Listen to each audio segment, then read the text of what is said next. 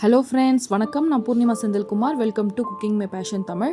இன்றைக்கி நம்ம சேனலில் சூப்பரான சுவையான நாட்டுக்கோழி குழம்பு டிஃபனுக்கு எப்படி செய்கிறது சொல்லிட்டு பார்க்கலாம்.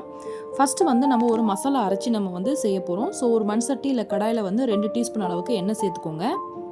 1 டீஸ்பூன் அளவுக்கு சீரகம், 1 டீஸ்பூன் அளவுக்கு சோம்பு, 1 டீஸ்பூன் அளவுக்கு மிளகு சேர்த்துக்கோங்க. 100 150 கிராம் போல் சின்ன வெங்காயம் நான் சேர்த்துருக்கேன். சேர்த்துட்டு நல்லா கலந்து விட்டுடலாம். ஒரு கொத்து கருவேப்பிலை இது கூட சேர்த்துட்டு நல்லா கலந்து விட்டுடுங்க. 3 மீடியம் சைஸ் தக்காளி நான் இது கூட சேர்த்துட்டு தக்காளியும் நல்லா வதங்குற அளவுக்கு மிக்ஸ் பண்ணிக்கலாம். இப்போ திருவன தேங்காய் ஒரு 4 டீஸ்பூன் அளவுக்கு சேர்த்துக்கலாம். சேர்த்துட்டு நல்லா கலந்து விட்டுட்டு அடுப்பை ஆஃப் பண்ணிட்டு கூட நீங்கள் கலரலாம். ஏன்னா அந்த சட்டியோட சூட்டுக்கு உங்களுக்கு தேங்காய் நல்லா வதங்கிடும். இப்போ இது ஆறின உடனே நம்ம மிக்சியில் சேர்த்து மசாலா பேஸ்ட்டு அரைச்சி எடுத்து வச்சுக்கலாம். நான் இன்றைக்கி 1.5 கிலோ அளவுக்கு நாட்டுக்கோழி சுத்தமாக வாஷ் பண்ணி எடுத்து வச்சுருக்கேன். நம்ம இந்த குழம்பு குக்கரில் செஞ்சிடலாம்.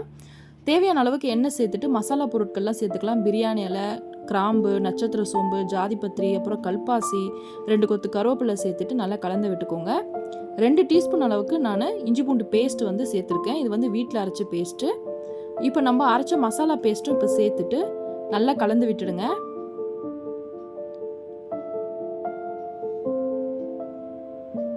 நான் இது கூட ஒரு தக்காளி ஃபைனாக சாப் பண்ணது இது கூட சேர்த்துக்கிறேன். மசாலா லைட்டாக வதங்கின உடனே தேவையான அளவுக்கு உப்பு சேர்த்துக்கலாம். இப்போ நம்ம க்ளீன் பண்ணி வச்சுருக்க நாட்டுக்கோழி 1.5 கிலோ அளவுக்கு இது கூட சேர்த்துட்டு மசாலாவோட நல்லா மிக்ஸ் பண்ணிக்கலாம். கறியிலேருந்து கொஞ்சம் நல்லா தண்ணி விடுற வரைக்கும் நம்ம நல்லா கலந்து விட்டுக்கலாம். அடி பிடிக்காமல் பார்த்துக்கோங்க. இப்போ நான் காரத்துக்கு மிளகாத்தூள் சேர்க்குறேன்.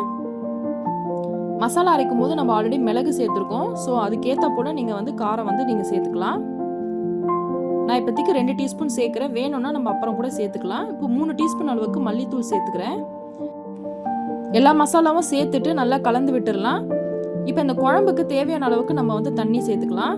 கறி மூழ்கிற அளவுக்கு நீங்கள் தண்ணி சேர்த்தா போதும். இப்போ நம்ம இதை டிஃபனுக்கு செய்ய போகிறனால நான் கொஞ்சம் தண்ணியாகவே நான் குழம்பு வச்சுருக்கேன். இப்போ காரம் பார்த்துட்டு தேவைப்பட்டுச்சுன்னு 1 டீஸ்பூன் அளவுக்கு மிளகாய்த்தூள் எக்ஸ்ட்ரா சேர்த்துக்கிறேன். ஏன்னா நாட்டுக்கோழிக்கெலாம் உங்களுக்கு காரம் நல்லா தூக்கலாக இருந்தால் தான் நல்லாயிருக்கும். இப்போ குக்கர் மூடுறதுக்கு முன்னாடி கொஞ்சமாக கொத்தமல்லி தழை போட்டுட்டு அடுப்பை மூடி 4-5 விசில் வரைக்கும் வச்சு எடுத்துக்கோங்க. ஏன்னா நாட்டுக்கோழி உங்களுக்கு வேகிறதுக்கு டைம் எடுக்கும். சுட சுட இட்லி ஒரு பக்கம் வெந்துட்டுருக்கு, ஒரு பக்கம் குக்கரில் விசில் அடங்கிடுச்சு. இப்போ விசில் அடங்கின உடனே ஓப்பன் பண்ணி செக் பண்ணலாம். விசில் வரும்போதே அவ்வளோ கமன்னு வாசனை சூப்பராக வந்துச்சு. அப்படியே நம்மளுடைய பசியை தூண்டுற அளவுக்கு அந்த வாசனை இருந்துச்சு. ஃபைனலாக கொத்தமல்லி இலை தூவிட்டு இட்லி கூட சுட சுட பரிமாற வேண்டியதுதான். அவ்வளோ டேஸ்ட்டாக இருந்துச்சு. இந்த மெத்தடில் நீங்கள் நாட்டுக்கோழி குழம்பு கண்டிப்பாக செஞ்சு பார்த்துட்டு எப்படி எனக்கு வந்துச்சுன்னு சொல்லிட்டு கமெண்ட்ஸ் போஸ்ட் பண்ணுங்கள். தேங்க்ஸ் ஃபார் வாட்சிங் திஸ் வீடியோ.